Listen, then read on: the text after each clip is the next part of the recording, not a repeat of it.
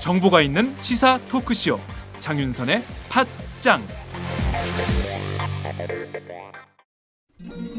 아직도 홍삼만 드십니까? 홍삼만 드신 여러분 행복하십니까? 살림살이 좀 나아지셨습니까? 이제 마카 산삼을 드십시오. 마카 산삼. 잉카인들이 즐겨 먹었던 남미 페루의 산삼. 인체에 꼭 필요한 31가지 미네랄과 18종의 아미노산을 함유한 천연 종합 영양제. 세계적인 슈퍼푸드로 인정받아 전 세계가 열광하는 그것 바로 마카입니다. 페루의 마카와 우리나라의 산삼을 하나로 만들었습니다. 마카 산삼. 이게 다가 아닙니다. 20년 경력 전문가의 자문을 받아 우리 몸에 좋은 11가지 원료까지 하나로 만든 건강 푸드 마카 산삼. 이제 홍삼 가격으로 마카 산삼 드십시오. 와, 이거 남자한테 딱이네. 딱이야. 애미야, 나한테도 딱이구나. 엄마, 나도 마카산삼. 나도. 검색창에 마카산삼 또는 영한네이처를 검색하세요. 영한네이처 마카산삼이 답입니다. 마카산삼을 꼭 기억하세요. 우주에서 마카와 산삼을 하나로 만든 회사는 영한네이처가 유일합니다. 유사 검색어 회사에 주의하시고 영한네이처를 꼭 확인하세요.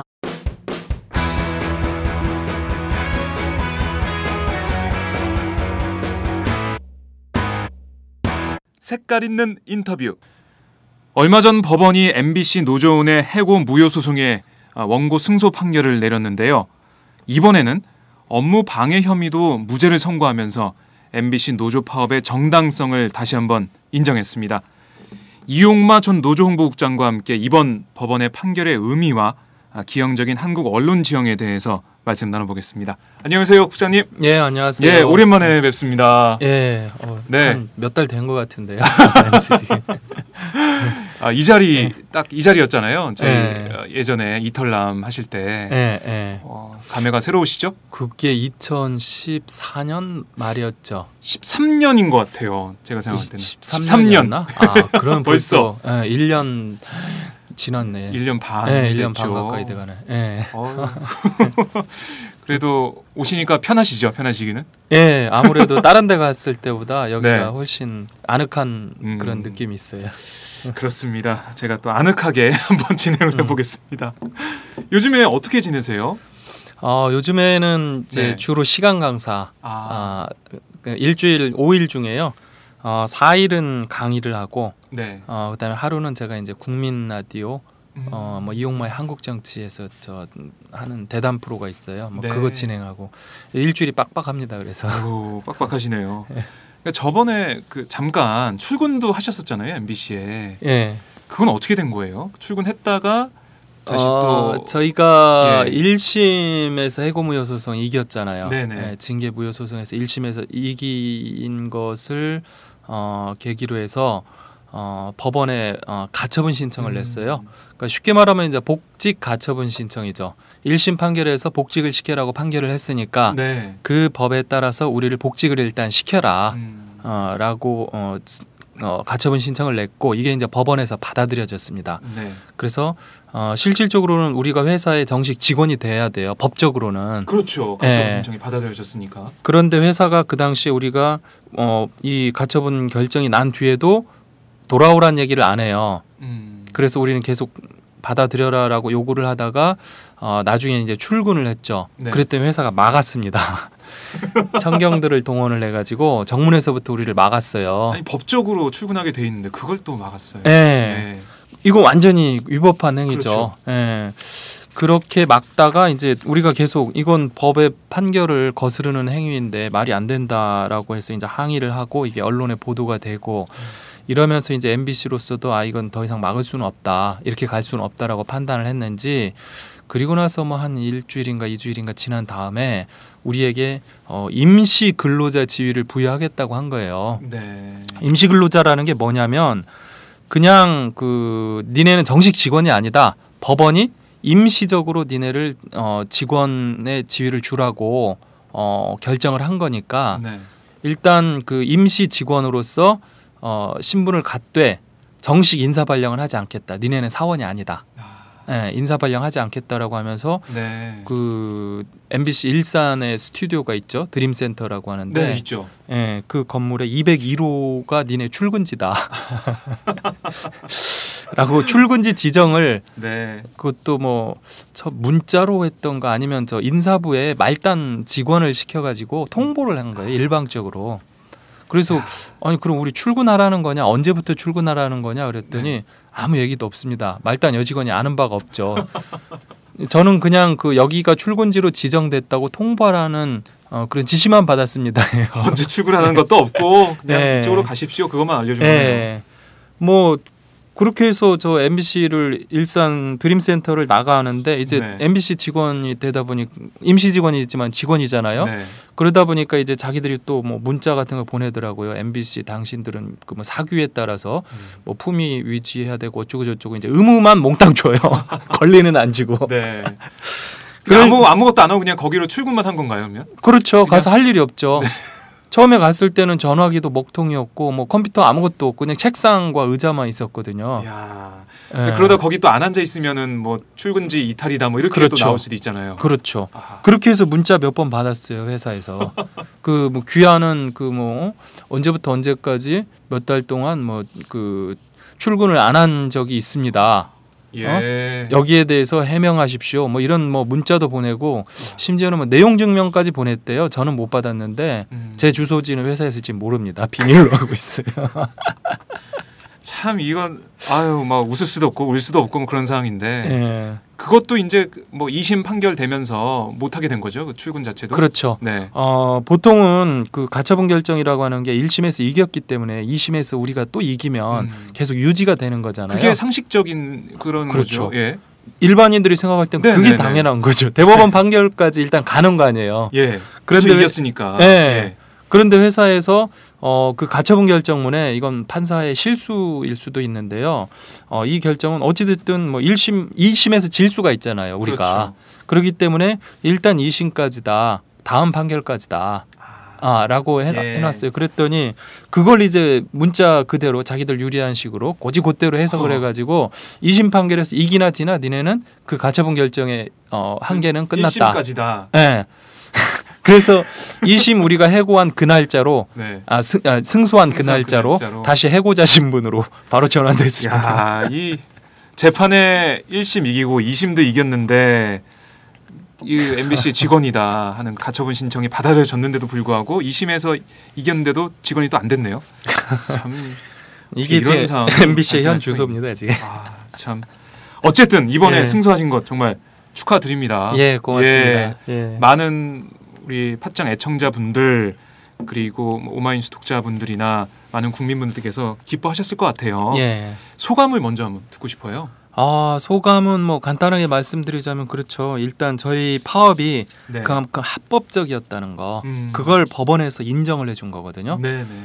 대신에 제가 이번에 오늘 이 자리에 나오기 전에 2심 판결문을 좀 읽어봤습니다. 예, 꼼꼼히 읽어봤는데 그 대목에 보면 중간중간에 그런 게 많이 나와요. 회사에서 네. 부당하고 위법적으로 그 노조의 요구에 응하지 않거나 혹은 인사권 같은 걸 남용을 했다.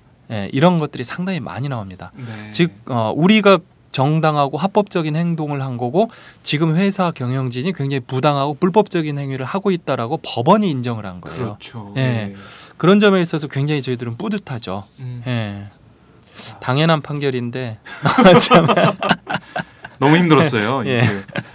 정당한 이 행위가 되기까지 예. 많은 고생을 하셨는데 저번에 보니까 국장님 페이스북에서 해직 예. 언론인들이 이번 승소를 자축하는 모습을 보기도 했는데 예. 다들 좋아하시고 감격스러워하시는 것 같더라고요. 그럼요. 굉장히 일단은 사실상 1, 2심으로서 사실심 다툼은 끝났습니다. 네. 예, 사실 다툼은 끝났고 이게 1심, 2심 그다음에 민사 또 형사. 민사 재판이 2번. 네. 즉 그 해고 무효 소송이 2번. 그다음에 형사로 이게 MBC 파업이 불법이냐 합법이냐 이걸 가지고 또 2차례. 2번 했는데. 예.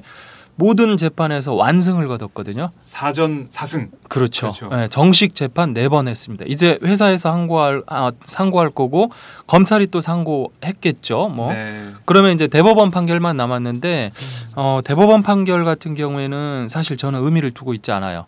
네. 왜냐하면 대법원 판결 같은 경우는 굉장히 좀 정치적인 성향을 많이 띠고 있고 또 네. 현재 그 양승태 대법원장 체제 해서 대법원이 굉장히 보수적인 판결들을 많이 하고 있거든요. 그렇죠. 네, 그런 점에 있어서 뭐 그렇게 큰 기대는 하지 않습니다. 다만 1, 2심 판결을 통해서 완벽하게 법적인 어떤 저희들의 판단, 네. 저희들 파업에 대한 판단은 끝났다라고 저는 보고 있고요. 대법원 판결 앞으로 한 4년 뒤 정권 바뀌어야 있지 않을까 생각하고 그때까지 있어요. 상황을 보고 있다가 예. 정권이 어떻게 되나 예. 그러니까 그걸 보고 판결을 내릴 수도 있다. 뭐 예. 이런 좀 생각할 수도 있겠네요. 그렇죠. 예, 정치적으로. 그리고 예. 이 대법원 판결도 앞으로 있기 때문에 제가 지난번에 2심 재판 판결을 할 때 네. 그 재판장님이 열심히 판결 사유를 이렇게 설명을 하시잖아요. 그때 이제 구두로 들으니까 명확하게 들리지는 않았는데 이거 좀 판결 내용이 1심과 다르다.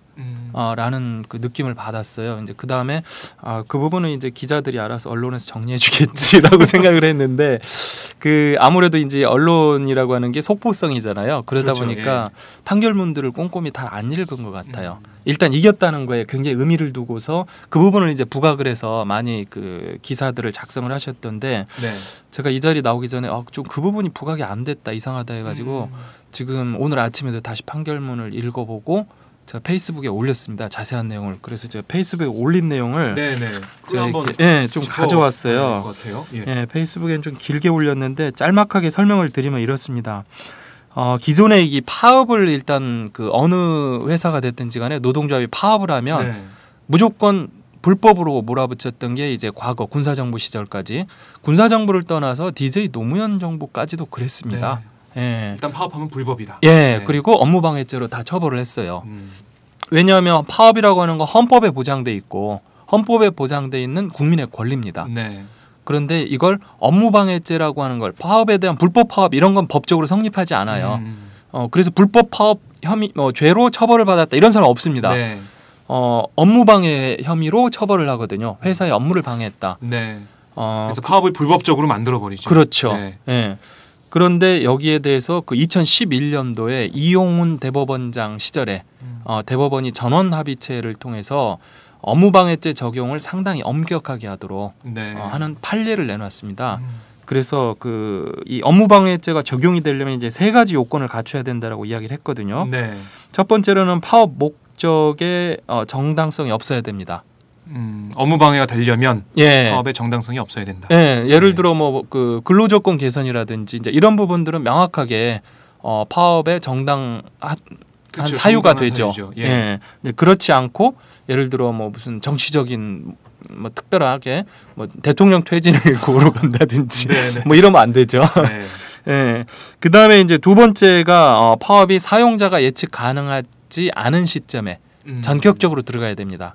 그렇게 될 경우에 이제 업무 방해죄가 방해죠. 성립됩니다. 네. 예. 미리 뭐 얘기를 하거나 그렇죠. 우리 사전에 그 얘기는 하겠다. 사전에 충분히 교섭을 하고 네. 서로 이제 의견이 안 맞고 그래서 절차적으로 네. 찬반 투표를 거친다든지 이런 것들을 딱 갖춘 다음에 파업을 들어가야 되는데 그렇지 않고 몇 번 만나서 얘기하다가 기분 나빠 우리 내일부터 파업 뭐 이거 안 된다는 얘기죠. 네. 그다음에 이제 세 번째는 중대성입니다. 그 굉장히 큰 그 회사에 타격을 줘야 된다는 거죠. 불법적으로 들어가서 타격을 줘야 됩니다. 그러니까 뭔가 기물을 파괴할 수도 있고 그렇죠. 아니면은 네. 파업을 하면서 회사에 네. 아주 큰 손해를 그렇죠. 끼친다던가. 예, 이제 예. 그런 것들이 갖춰져야 업무방해죄가 성립한다. 이런 식으로 이제 2011년 대법원에 판결을 했고요. 네. 1심 형사 재판에서도 이 요건을 받아가지고요. 이 3가지 요건에 전부 다 MBC 파업이 합당하다. 그래서 업무방해죄 적용할 수 없다라고 했거든요. 네. 그런데 이번 2심 형사 사건 판결을 보면은 여기에서 진일보했습니다. 제가 보니까. 그런가요? 예, 이건 판례를 다시 이렇게 고칠 수 있는 굉장히 중요한 부분입니다. 어떤 내용인지 한번 내용이 들어보겠습니다. 뭐냐면 방금 그 1심 판결에서는 그 대법원 판례를 그대로 적용을 해가지고 파업의 업무방해. 정당성, 뭐 예. 전격성, 중대성 3가지 요건이 다 MBC 파업은 구비를 했다. 네. 이 조건을. 그래서 합법이다라고 이야기했는데 2심에서는 뭐라고 얘기를 했냐면요. 업무방해죄라는 것은 그냥 일반 형법, 법률이고 네. 파업의 권리는 헌법에서 보장하는 국민의 기본권이다. 그렇기 때문에 파업권이 업무방해죄보다 우선합니다. 그렇잖아요. 헌법에 있는 거기 때문에. 예. 파업을 헌법이 보장해줬는데 업무방해죄를 적용해서 이걸 처벌하는 것은 상위법에 어긋나는 거잖아요. 그렇죠, 상위법 그렇죠. 원칙에. 예. 예. 바로 이 부분을 굉장히 중시를 해서요. 일단은 제일 중요한 것은 파업의 정당성. 첫 번째 조건. 파업의 정당성을 갖췄다라고 하면 이건 헌법이 보장한 거기 때문에 그리고 파업을 하게 되면 어때요? 당연히 노동자들이 집단적으로 노무 제공을 안 하는 거잖아요. 그러니까 뭐 회사에 어떤 영향을 끼칠 수밖에 없는 그렇죠. 상황이죠. 업무 방해는 네. 자연스럽게 이루어지는 겁니다. 그렇잖아요. 아, 그렇게 논리를 풀어가면 되겠네요. 예, 그러니까 MBC 노조가 170일 파업을 했잖아요. 그 동안에 MBC 뉴스가 제대로 못 나갔잖아요. 이건 뭐 당연한 거 아니에요? 그렇죠. 예, 업무 방해? 어찌됐든 업무가 제대로 안 돌아가는 겁니다. 네. 예, 그런데 업무방해죄를 적용을 해서 처벌을 한다면 모든 파업을 다 처벌할 수 있는 거죠. 그러니까 이것은 상위법 원칙에 어긋난다고 보는 거죠. 네. 그래서 일단 절차라든지 목적이라든지 이런 걸 제대로 갖춰서 MBC가 파업을 들어갔느냐. 그렇다면 이건 파업의 정당성이 있다. 네. 따라서 그런 정당한 파업에 대해서 무슨 그 회사가 예측 가능하지 않은 시점에 전격적으로 들어갔다든지 중대한 손해를 끼쳤다든지 이런 조항을 가지고서 조건을 가지고서 처벌할 수 없다라고 판결을 한 거예요. 아, 항소심에 그런 의미가 있었네요. 예. 그러다 보니까 예. 이게 뭐 MBC뿐만이 아니고 우리나라 전체 노동자한테 적용될 수 있는 그런 부분 아닌가요? 그런 부분이죠. 네. 그래서 제가 굉장히 이번 판결이 의미가 있다라고 이야기하는 거거든요. 그러니까 예를 들어서 이게 이제 중요한 의미를 갖는 게 최근에 대법원에서요. 네. 그 철도 노조의 과거 파업을 그 위법이라고 유죄라고 그 파기환송을 했습니다. 네. 그때 파기환송을 할 때 걸었던 조항이 뭐냐면요. 전격성 조항이에요. 회사가 예측 가능하지 않은 시점에 니네가 파업을 했다. 네. 그래서 업무방해죄에 해당한다라고 이야기를 한 거예요. 그러니까 파업 목적의 정당성이라든지 뭐 손해를 크게 끼치지 않았던 중대성이라는 네. 문제 전부 다 좋은데 때문에. 전격적으로 니네가 그것 때문에 너네는 유죄다라고 선고를 한 네. 거예요. 대법원이. 그런데 이게 전격성이라는 문제가 굉장히 이게 한마디로 우스꽝스러운 게요. 회사 측에서는 우린 몰랐다. 파업 들어갈 줄 몰랐다라고 하는 거예요. 아니 다 언론에서는 다 들어갈 것 같다 하는데 회사에서는 우린 몰랐다. 그럼 예. 끝이잖아요. 저희 MBC 파업에서도 이번에 2심 그 형사 재판을 하면서 회사 네. 측에서 계속 그랬습니다. 우린 파업 들어갈 줄 진짜 몰랐다. 아니 왜 경영진만 몰라요? 다 아는데. 그런데 네. 그 철도노조 파업의 경우도 마찬가지였거든요. 경영진 측, 회사 측에서는 우린 파업 들어갈 줄 몰랐다. 예. 이제 노조 측에서는 주장을 하죠. 우리가 몇 번 경고를 했고 그 파업 찬반 투표를 했고 그 결과 파업 찬성이 우세하게 나와서 우리는 파업 들어갔다라고 다 예고를 했는데 니는 몰랐다라고 하는 게 말이 되느냐. 그런데 회사 측 주장은 항상 그렇죠. 야, 니네 파업 찬반 투표하고도 안 들어가지 않느냐.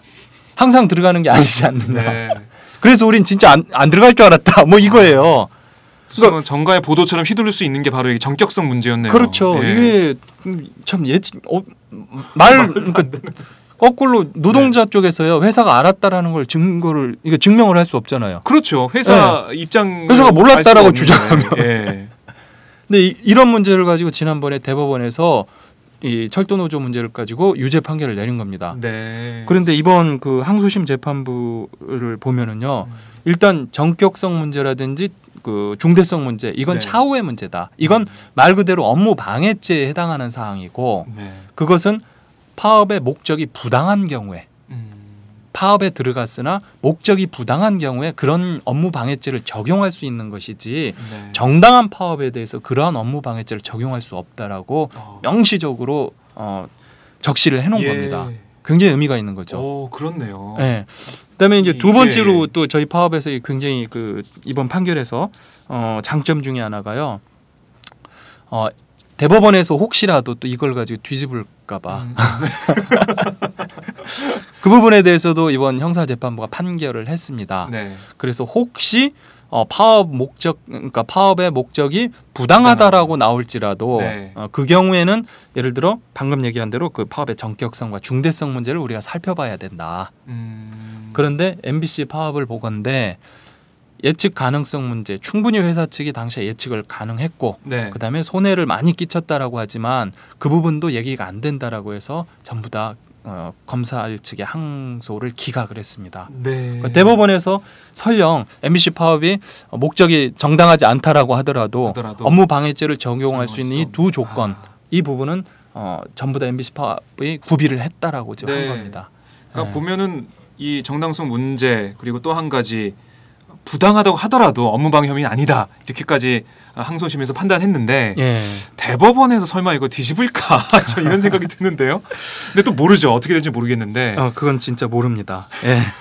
왜냐하면 지금 재판부가요. 네. 대법원 재판관이 이제 13명이거든요. 이번에 그 한 분 또 억지로 됐죠.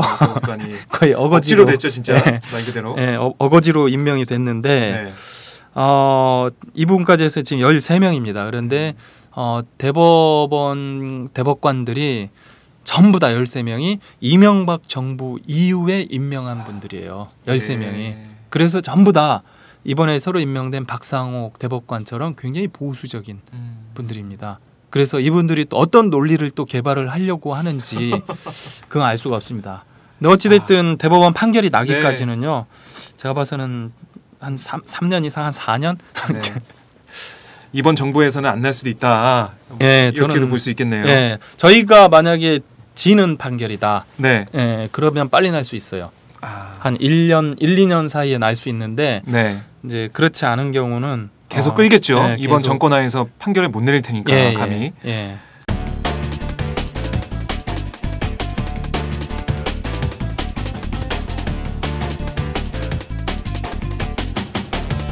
장윤선의 팟짱.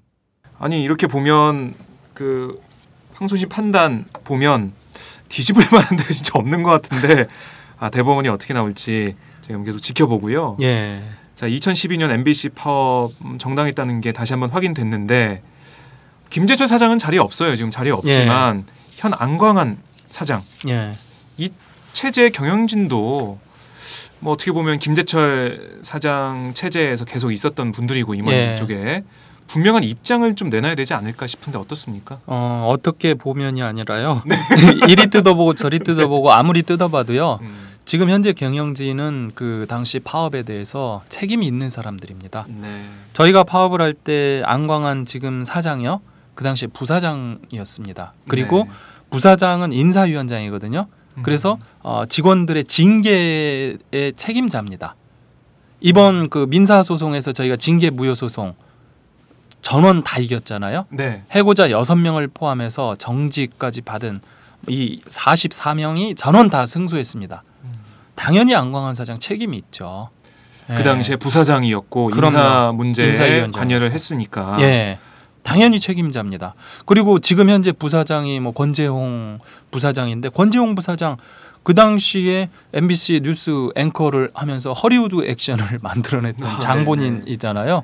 그렇죠. 이분 당연히 책임이 있죠. 예. 그 뭐 지금 보도본부장 김장겸 보도본부장 그 당시 정치부장으로서 MBC 파업을 야기했던 장본인입니다. 그 사람이 보도국장을 2년 넘게 뭐 거의 3년 가까이 했나? 예, 그 보도국장을 정치부장을 그렇게 했죠. 정치부장을 한 3년 했을 겁니다. 보도국장 1년 넘게 하고 그다음에 이번에 또 보도본부장으로 승승장구했거든요. 근데 파업을 야기한 장본인이에요, 사실은. 네. 예. 뭐 지금 편성제작본부장, 편성제작본부장 누군가? 그분 제가 지금 정확히 기억이 안 나는데 그분도 상당히 그 당시에 책임이 있고요. 지금 현재 경영진 중에 이번 파업에 대해서 자유로운 사람은 단 한 명도 없습니다. 네, 그런 상황에서도 지금 묵묵부답이죠. 아무 얘기가 묵묵부답이죠. 법원 판결에 대해서 오히려 유감이다. 라고 하고 검찰이 상고해 주기를 바라고 또 민사소송, 징계 무효소송에 대해서 이미 상고를 한 걸로 알고 있습니다. 예. 이건 심각한 문제죠. 예, 자기들의 행위가 불법이었다. 예, 법원이 그렇게 판단을 했잖아요. 그렇죠. 그럼 물러나야죠. 양심이 조금이라도 일말이라도 있다면. 네. 하지만 그 문제에 대해서는 입장을 밝히지 않고 유감이라는 예. 어떻게 보면은 적반하장의 태도를 좀 보이고 있는 상황인데, 자 2012년 170일 동안 거리에서 공정방송을 외치던 MBC 노조원들의 모습 지금 제 눈앞에도 선하고요. 예. 팟짱 애청자분들도 그때 일이 정말 선명하게 기억나실 겁니다. 그 이후에 파업 이후에 MBC는 계속 방송을 하고 있어요. 상암동으로 들어와서 의리의리한 예. 사옥을 자랑하면서 방송을 하고 있는데, 과연 공영방송에 맞는 공정방송을 하고 있나란 물음에는 쉽게 대답하기 힘든 그 상황인 것 같습니다. 요즘 MBC 보도나 방송을 보면서 어떤 생각을 좀 하고 계세요? MBC 보도나 방송을 요즘 보지 않고 있습니다. 아유, 제가 허를 찔렸네요. 죄송합니다. 앞서 말씀하셨잖아요. 그 네. 1년 반 전에 그때 여기에서 그 제가 이털남 네. 김종배 씨와 함께 그 잠시 한 3개월 정도 방송 3사 모니터를 하면서요. 뉴스 네. 모니터를 하면서 방송 3사 뉴스가 어떤 짓을 하고 있는지 그때 함께 이제 설명을 해드린 적이 있었는데, 그렇죠. 예, 그때 제가 3개월 그 방송 3사 뉴스 모니터하면서 질려버렸습니다. 보고 있는 것 자체가 예. 너무 힘든 거예요. 예. 예. 어떻게 이렇게 방송을 왜곡해서 할 수 있느냐. 그러니까 한 방송사를 보면요. 예를 들어 이번 MBC 파업 같은 경우에 지금 어디가 보도를 했어요? 보도한 데 없습니다. 네. 예. 엄청난 사건이잖아요. 그렇죠. 예, 보도한 데가 없습니다. 이 정말 아까 짚어주시는 의미를, 항소심의 의미를 정말 정확하게 분석하는 게 필요한 사항인데도 예. 노동자의 다 관계가 돼 있으니까 그런 보도가 없었죠. 예. 아무데도 없습니다. 네. 예, 그렇고 또 뭐 제가 그 당시 이제 모니터를 하면서 보니까 똑같은 사안이라도 한 방송사만 봐서는 무슨 말인지 모르겠어요. 네. 왜냐면 중간에 중요한 대목들을 다 빼버린단 말이에요. 자기들에게 유리한 식으로 모든 걸 다 끌어다가, 아까 그거랑 똑같습니다. 가처분 결정에서 2심까지만 일단 유효한 걸로, 예. 2심 판결 전까지, 예, 그런 식으로 됐다는 부분만 부각을 시킵니다. 그래서 니네는 2심에서 설령 재판에서 이겼다 해도 니네는 해고자야. 뭐 예. 이런 식이에요. 뭐 침소봉대를 하는군요. 예, 예. 그렇기 때문에 요즘 뉴스를 보지 않아요. 그 방송 3사 뉴스 봐야 시간 낭비고 괜히 머리만 아픕니다. 네. 그래서 그냥 저는 인터넷이라든지 이런 데서 그냥 찾아보죠. 필요한 뉴스들을 찾아보고, 예. 예, 그런 식으로 대처를 하고요. 뭐 물론 MBC 내에서 후배들도 뭐 열심히 뉴스 만들고 있는 후배들 있어요. 그런데 그런 후배들의 노력 자체가 제대로 회사에서 반영을 안 해주니까. 경영진에는 아직까지 안강환 예. 사장이라든가 김재철 사장 체제 때 있었던 사람들이 계속 그 자리에 있기 때문에, 경영진이 있기 때문에 반영되기 힘든 상황이다. 예. 그 당시 우리가 예. 파업을 할 때 원인이 됐던 그 사항들이요, 하나도 고쳐지지 않고 네. 오히려 더 악화가 돼서 진행이 되고 있어요. 예. 저는 정말 허를 찔렸네요. 저는 당연히 보시고 있을 줄 알았는데 제가 잘못했습니다. 네, 이 MBC 구성원들도 답답해하는 상황일 것 같아요. 예. 국장님도 그러시지만 저번에 웹툰으로 회사 명예를 훼손했다면서 권성민 PD가 회고되는 그런 상황이 있었고요. 비판적인 얘기는 할 수 없는 상황인 것 같습니다. 권성민 PD 그린 웹툰 보셨나요 혹시? 봤어요. 아니 그게 어딜 봐서 회사의 명예를 훼손한 건지 잘 모르겠던데 예.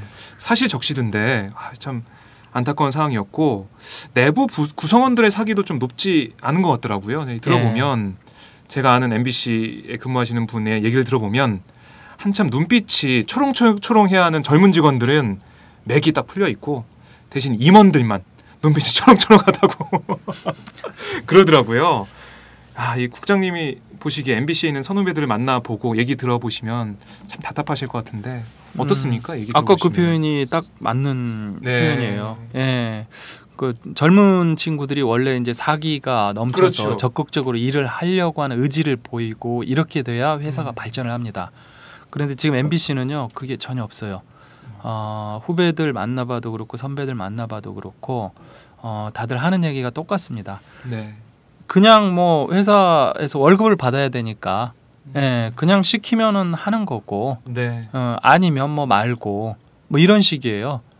이건 그냥 뭐 월급쟁이이기 때문에 어쩔 수 없이 그냥 한번 그냥 뉴스 만들어 주는 거다. 네. 예. 내지는 또 상당수의 그 직원들이 뉴스를 만든다든지 뭐 시사 프로그램을 만든다든지 이런 영역에서 다 떠나 있습니다.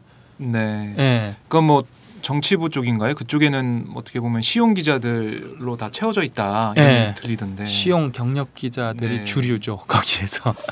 그러게요. 오히려 예. 기존의 인력들이 거기에서 이제 왕따를 당할 수 있는 기존의 인력들은 정치부에 거의 가지를 못해요. 네. 정치부 그리고 법조팀. 예. 이제 사실 그 두 파트가 정치적인 문제 관련돼서 가장 많이 다룹니다. 네. 예를 들어서 뭐 지금 그 소위 그 권력 실세 8인에 대한 수사 네. 검찰에서 이루어지고 있잖아요. 그렇죠. 예. 거기에 비판적인 생각을 가진 제대로 된 기자 안 보냅니다. 왜? 그 기자들이 있다면은 그런 식으로 쓸 거 아니에요. 기사를 수사 제대로 되고 있나? 아, 그렇죠. 예. 예. 하지만 회사에서 보낸 기자들은 검찰이 발표한 것만 그대로 씁니다. 예. 검찰 수사의 어떤 문제점이라든지 이런 네. 부분에 대해서 다루지 않습니다. 예를 들면 이번에 뭐 그 저 권력 실세 8인에 대한 수사 같은 경우도 제가 그 이렇게 지켜볼 때 네. 드는 생각이 그래요. 아니, 저희 성완종 리스트가 나온 지가 지금 2주가 넘었는데 네. 2주? 2주가 뭐예요? 거의 한 달이 한 달 됐죠, 예, 한 달이 이제. 예. 됐죠. 그런데 그때서야 지금 뭐 홍준표 도지사 한 사람 불렀어요. 그것도 4.19 재보궐선거 끝난 다음에 네. 뭔가 이게 정치적 배려가 있지 않으면 이게 말이 안 되죠. 국민적 공분이 얼마나 많이 잃었던 건데 네. 시간 끌기 하면서 이게 이런 부분에 대한 지적 없잖아요, 당연히. 예. 그러게요. 이게 정상적인 기자라면 그런 부분들에 대해서 문제제기 한 번쯤은 해야 됩니다. 네. 예. 근데 그런 부분은 없어요. 그러니까 법조팀 그리고 정치부는 뭐 당연히 정치적인 건을 네. 다루니까 여당에 유리한 기사를 써야 되기 때문에 제대로 된 기사 안 보내죠. 네. 예. 이제 그런 게 지금 상황이다 보니까요. 후배들 만나면은 제가 오히려 미안합니다. 제가 그 안에 있는 사람들이 얼마나 마음고생이 심하겠어요. 저희 같은 경우는 아예 쫓겨나 있으니까 밖에 있기 때문에 그냥 회사 잊어버리고 그냥 지내면 되는데 안에 있는 사람들은 어찌됐든지 간에 위로부터 업무 지시를 받고 또 뭐 거기에 대해서 위로부터 이것저것 트집도 잡아서 뭐라고 하면은 또 그런 소리 들어야 되고 네. 뭐 그런 괴로움이 있거든요. 제가 모르는 바가 아니에요. 그 회사 다닐 때 그 기자들의 제일 큰 행복은 부장 잘 만나는 거다. 이런 얘기를 제가 누차 했었는데 네.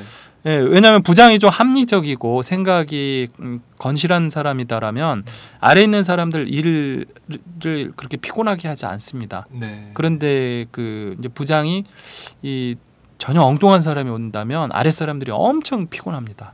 그렇죠. 예. 말도 안 통할 거고 예. 지시 내리면서 이렇게 각을 이렇게 잡아쓰라 뭐 이런 얘기 계속 할 거고 참 네, 선후배들의 그런 고충이 계속해서 들려오는 그런 상황인데 지난번에 저희 예. MBC 기자회에서 호프데이를 한번 했어요.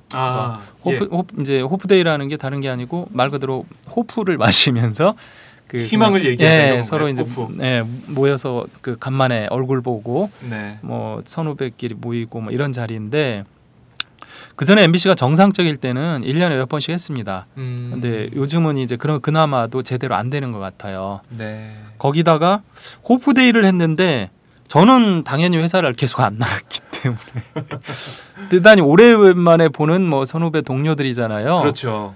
그런데 전혀 저의 예상과 달리 다른 기자들도 서로 굉장히 오랜만에 만나는 이런 상황이 연출이 되더라고요. 이게 네. 무슨 얘기냐면 그 뭐 경인지사, 뭐 수원지국이네, 일산지국이네, 뭐 성남지국이네, 뭐 이런 식으로 다 쫓겨나 있다 보니까 네. 본사에 있는 사람이 별로 없는 거예요. 야, 이런 상황이 됐군요. 네, 그래서 네. 그 호프데이에 거의 뭐 한 1년 만에 만났는데 만나서 보니까 진짜 오랜만에 반갑다 다들. 네. 이산가족 상봉하듯이. 네, 잘 만났네요. 버티고 있느냐 뭐. 네. 눈물겨운 호프데이가 됐네요. 참 이런 MBC의 상황 어떻게 보면은 제일 큰 피해자는 바로 시청자분들이 아닐까 생각이 듭니다. 네. 지상파 3사를 놓고 보면 그래서 또 MBC에 대한 비판의 목소리가 유독 큰 것 같기도 하고요. 그만큼 국민들의 기대가 컸기 때문에 실망도 크다라고 볼 수 있겠는데 뭐 그런 분들도 있어요. 무한도전 할 때만 MBC로 채널을 돌린다. 예. 아니면은 뭐 드라마 할 때 드라마 요즘 좀 잘 나가잖아요. 드라마 할 때 돌린다. 이런 분들이 있던데 그래도 저희가 MBC에 대한 희망을 좀 얘기를 해야 될 것 같아요. 희망이 싹이 있다면 무엇이고 어떻게 그 싹을 키워갈 수 있을까 이런 질문을 제가 한번 던져보겠습니다. 희망 좀 미안한 얘기인데요. 지금 현재로서는 희망 찾기 어렵습니다. 왜냐하면 지금 그나마 신입사원이라도 좀 뽑고 그러면은요. 네. 신입사원들은 아직 초롱초롱하잖아요. 그렇죠. 그런데 MBC는 지금 신입사원을 뽑은 지도 꽤 됐습니다. 왜 그렇죠? 검증된 기자들만 뽑겠다는 거예요. 검증된 기자들요. 예. 그러니까 다르게 말하면 자기들 입장에 맞는 네. 예. 경력 기자. 예, 경력 기자들로만 뽑고 있습니다 지금. 네. 예. 그 기존에 굉장히 보수적인 지금 현 정부의 편향적인 기사를 쓴 기자들만 뽑겠다는 거예요. 그래야 불이기가 편하다고 보는 거죠. 신입사원을 뽑기보다는 검증된 그러니까 지금 어떻게 보면 정권에 좀 입맛에 맞는 그런 기사를 썼던 사람들을 불러 모은다 이렇게 볼 수 있나요? 대표적으로 네. 그 최근에 그 뭐 부장에 임명된 사람 중에 한 명이요. 그 저 뭐 와이모 방송에 있던 와이모 방송 어렵네요. 예, 뭐 와이 요즘 많습니다. 네, 많죠. 하나 아닙니다 이제. 네. 뭐 와이모 방송에 있던 분이 왔는데 이분이 얘기를 들어보니까 이명박 정부 시절에 청와대를 거의 5년 동안 출입을 했대요. 네. 사실 그 기자로서 근무를 하면서요 한 출입처에 그것도 청와대에만 5년 동안 출입하는 건 불가능합니다. 어떻게 이런 일이 일어났죠? 저희 MBC에서는 이건 있을 수 없는 일이에요. 예, 길어야 1년 정도 나가요. 그렇죠. 예, 왜냐하면 다음 후임한테 넘겨줘야 될 거 아니에요. 자꾸 네네. 아래로부터 후배들이 이제 올라오는데.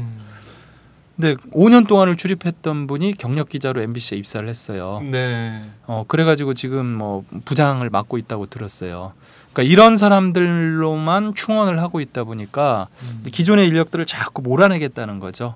네. 예. 주요 보직에서 밀어내겠다. 주요 보직에서 밀어내고 그러니까 그 주요 보직을 맡기려고 봤는데 새로 충원한 기자들은 능력이 안 된단 말이에요. 그렇기 때문에 또 그 자리에 맞는 또 사람들을 또 다시 충원을 하는 겁니다. 아래로도 마찬가지예요. 아래로도 지금 기존의 인력들이 많잖아요. 그렇죠. 그런데 그 인력들에게 자리를 주기 싫으니까 그 인력들을 자꾸 쫓아내고 다른 데로 그 자리를 새로운 인력들을 뽑아서 자꾸 대체를 하는 겁니다. 그러면서 이제 기존 인력들을 다 몰아내겠다는 거거든요. MBC 기자 현장에서 뛰는 기자가 한 100명 정도 돼요. 네. 그런데 이미 파업 전후에서 한 50명 이상이 대체가 됐고요. 네. 그 이후에도 지금 계속 충원을 하고 있거든요. 그렇기 때문에 이런 식으로 간다면 기존 인력들이 전부 다 대체가 될 수가 있어요. 그 점이 MBC에게 있어서 지금 굉장히 안 좋은 상황이다. 구성원 자체가 바뀌어버린 상황. 예, 완전히 물갈이가 될 수 있죠. 그 점에 있어서 굉장히 안 좋고 위험한 상황이다라고 지금 보고 있고요. 네. 그러다 보니까 이제 기존 인력들 같은 경우는 또 회사에서 이게 쉽게 말해서 이제 너무 일하기 싫잖아요. 그래서 이제 나가고 싶어하는 사람들이 많아요. 그런데 이제 우리는 이제 그런 후배들이랑 이제 만나면 얘기를 하죠. 나가지 마라. 그래도 버텨라. 네. 예. 일단 버티지 않으면 나중에 MBC를 제대로 정상화하려고 우리가 할 때 그때 가서 사람이 없어서 진짜 네네. 못하는 상황이 발생할 수도 있다라고 이야기를 하는 거예요. 그래서 일단은 버텨라라고 저희들이 이야기를 하고 있습니다. 그런 점에 있어서 MBC가 참 지금으로서는 좀 희망을 걸기 어려운 상황으로 보고 있고요. 네. MBC 문제는 어찌됐든 현재의 박근혜 정부가 손을 놓지 않으면 안 되는 네. 그런 진짜 절체절명의 상황에 와 있습니다.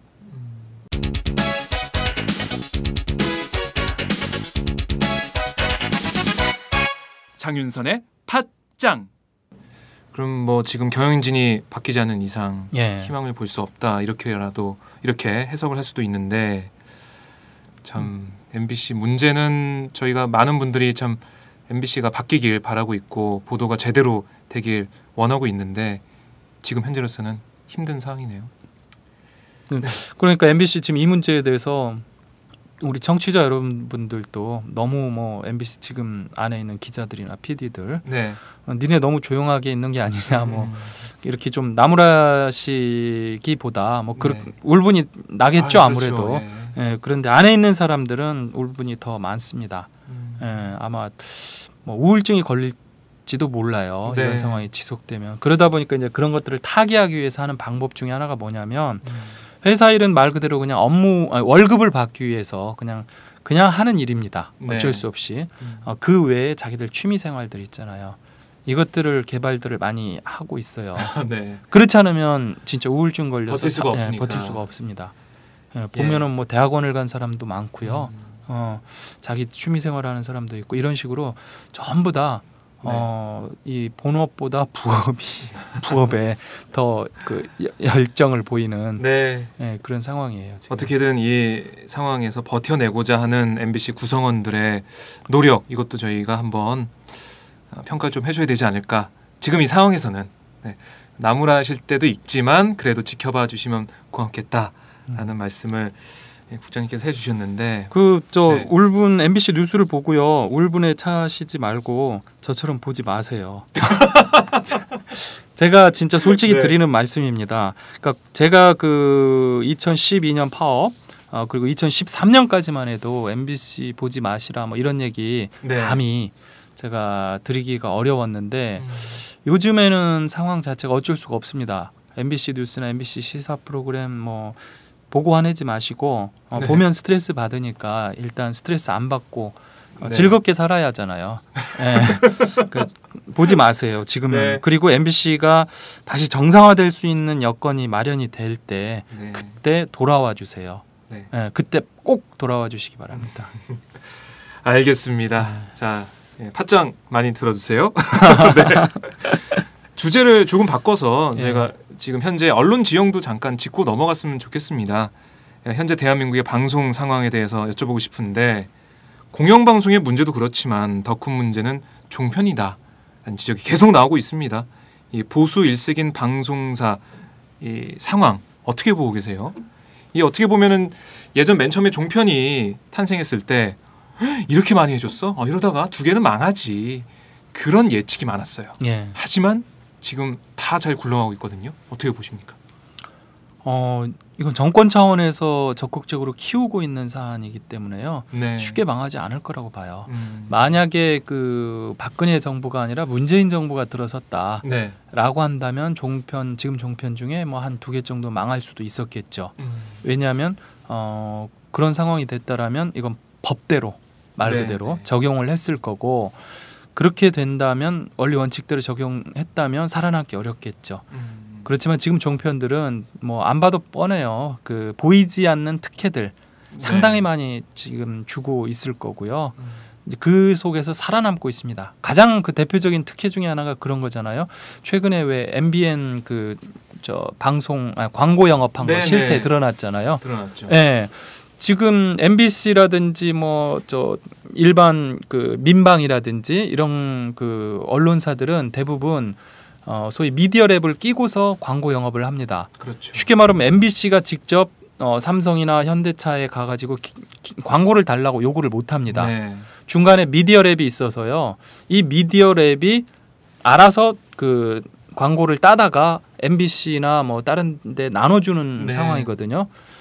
이렇게 해놓은 이유가 MBC가 직접 그 광고를 딸 경우에 MBC가 언론사로서 지위를 이용해서 이 작은 중소기업체들 같은 경우로 압박을 하면서 뜯어먹을 수가 있잖아요. 그렇죠. 네, 네. 이게 이제 소위 이제 사이비 언론의 대표적인 형태잖아요. 네. 뭐 니네 뭐 잘못한 거 있던데 우리 방송 낼 거야. 광고 내놔. 광고죠. 그러면 네. 우리 방송 안 낼게. 뭐 이럴 수가 있단 말이에요. 그러니까 그런 것들을 일단 하나 막는 방법이 되고요. 네. 또 하나는 반대로 광고주가 거대 광고주일 경우에 예를 들어 삼성이라든지 현대라든지 이런 거대 광고주일 경우에 거꾸로 네. MBC를 상대로 니네 우리한테 자꾸 불리한 보도해 우리 광고 안 줄 거야 라고 할 수가 있잖아요. 있죠. 예. 그렇게 되면은 이 광고주와 언론사의 관계가 상당히 왜곡되는 이런 형태가 될 수 있기 때문에 중간에 미디어 랩이라고 하는 다소 공공성을 띤 기업을 하나 끼워 넣은 겁니다. 네. 그래서 이 미디어 랩에서 이 회사에서 광고를 따다가 이게 분배를 해주는 거죠. 그런데 지금 종편 같은 경우에는 대표적인 특혜가요. 이 미디어랩이 없습니다. 그렇죠. 그러다 보니까 종편이 직접 가서 영업을 해요. 네. 그러니까 최근에 MBN의 그 실태에서 드러났잖아요. 가서 협박을 하고 뜯어냅니다. 네. 협박을 하고 뜯어내고 또 내지는 말 그대로 홍보성 그런 기사 같은 걸 내주고 또 광고를 따고 그렇죠. 뭐 협찬비를 예, 받고. 협찬비 받고 뭐 이런 식으로 영업을 하고 있기 때문에 네. 망할 수가 없겠죠. 어떻게든지 그냥 네. 가서 이 갈쿠리로 막 다 긁어오고 있습니다. 지금 되는 대로 다. 네. 예. 어떻게 보면은 신문도 있기 때문에 그렇죠. 방송만 가는 예. 게 아니고 신문도 같이 가기 때문에 예. 그 광고주들의 그 돈을 더 받아내기가 쉽지 않을까 싶은데. 예. 근데 이런 식으로 그 일단은 살아남을 수 있는 물질적인 기반, 금전적인 기반을 이 사람들이 확보를 하고 그 상태에서 또 종편에서 열심히 또 지금 정권에 유리한 네. 보도들을 지금 막 하고 있잖아요. 그리고 또 지금 정권에 굉장히 열성적인 지지층이 또 저 50대 이상, 60대 네. 이상 이 많이 나이 드신 보시고 분들이잖아요. 계시고. 예. 네. 대부분의 우리가 저 식당이나 이런 데 가면 종편 많이 틀어놓은 거 진짜 많이 봤을 거예요. 그러니까 요즘에는 공중파를 틀어놓지 않고 종편을 틀어놓더라고요. 이게 보면은 자영업 하시는 분들이 대부분 이 노년층이 많잖아요. 아무래도 네. 그분들이 이게 진짜 자기 입맛에 많이 맞다 보니까 그리고 또 이제 어떻게 보면은 이 방송 틀 자체를 사람들이 재밌어 할 만한 흥미 위주로 해가지고 방송을 하는데 저번에 보셨는지 모르겠는데요.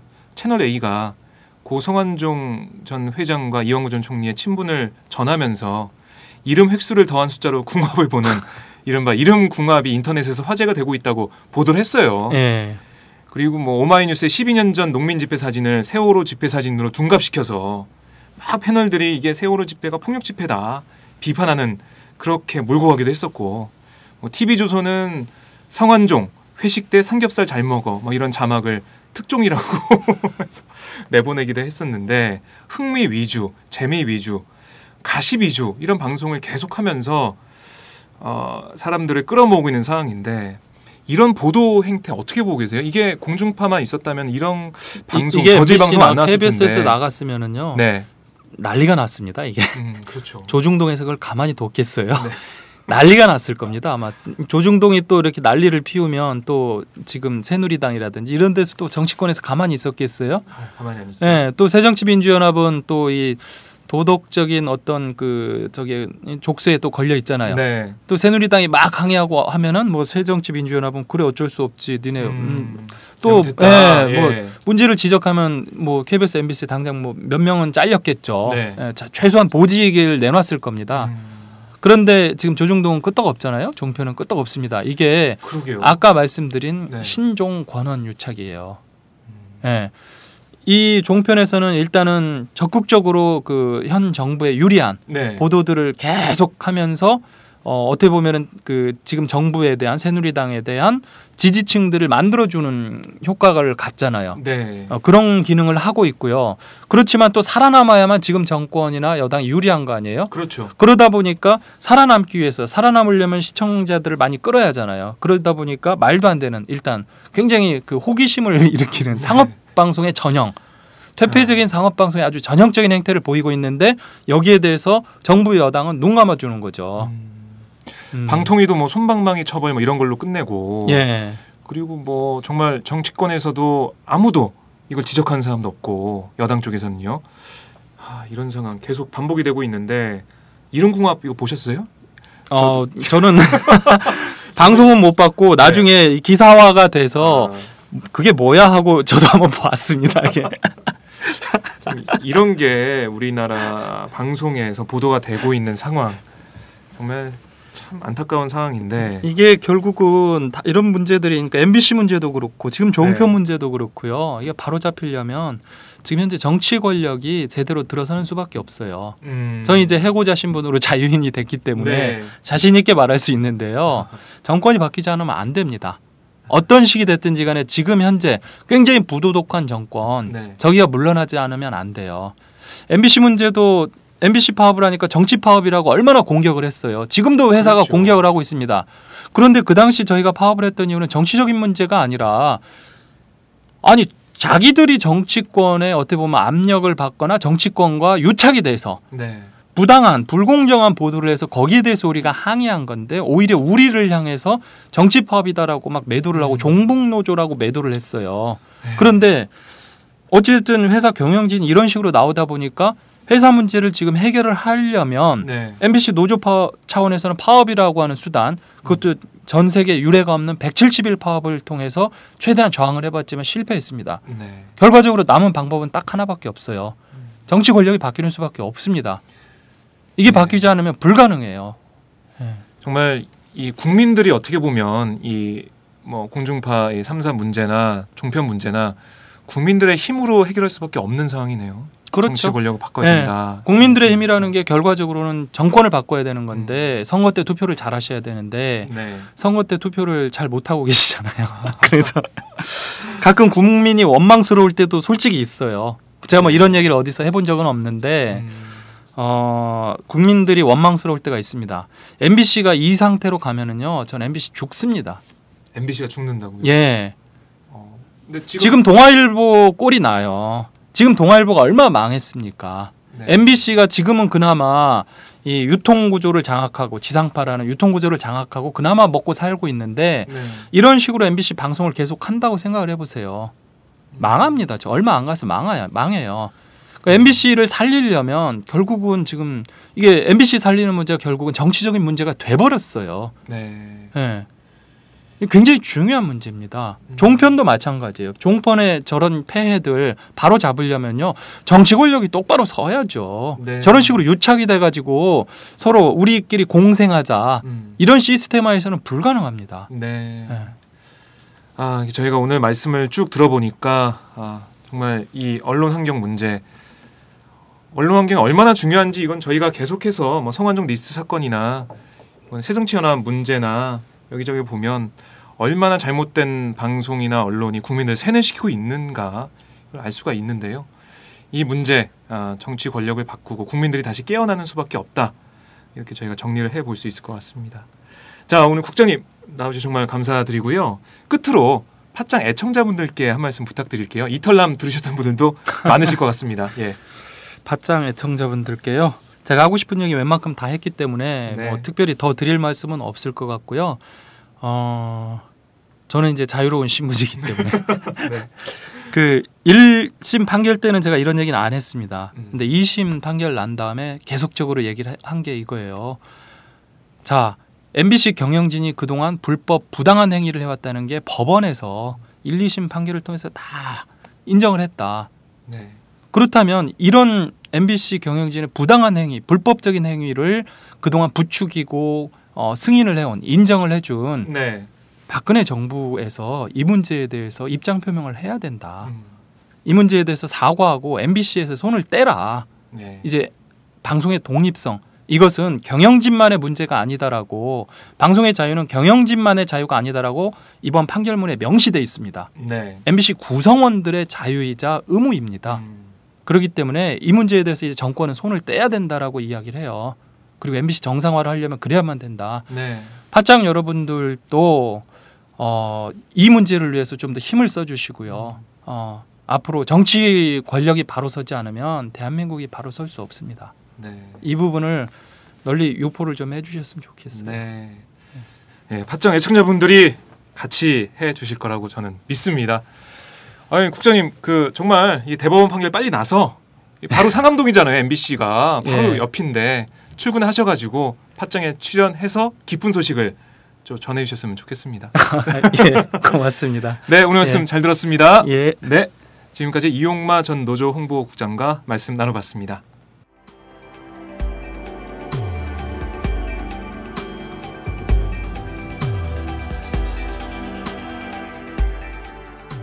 안녕하세요. 오마이뉴스 시민기자 최병석입니다. 저는 최근 대한민국 쓰레기 시멘트의 비밀이란 책을 출간했는데요. 오마이뉴스 10만인 리포트에 연재한 기사를 다듬어 책을 펴냈습니다. 우리가 살고 있는 아파트가 발암물질 가득한 쓰레기 시멘트로 만들어졌다는 내용이지요. 요즘 급증하는 아토피, 피부염 등이 쓰레기 시멘트와 전혀 무관할까요? 여러분이 이 책을 한번 읽으시고 판단해 보시기 바랍니다. 시민의 건강이 쓰레기 취급당하는 어처구니 없는 현실을 이 책에 고발했습니다. 그런데 이 책은 오마이뉴스가 없었으면 세상에 나올 수 없었습니다. 시멘트 재벌 입김에 휘둘리지 않고 이런 글을 받아줄 수 있는 우리나라 언론은 그리 많지 않기 때문입니다. 제가 권력과 자본에 맞서 당당한 오마이뉴스를 만드는 10만인 클럽에 자발적 구독료를 내는 이유이기도 합니다. 이런 기사와 책이 필요하다고 느끼시는 분은 동참해 주십시오. 저도 10만인 클럽 회원입니다. 고맙습니다.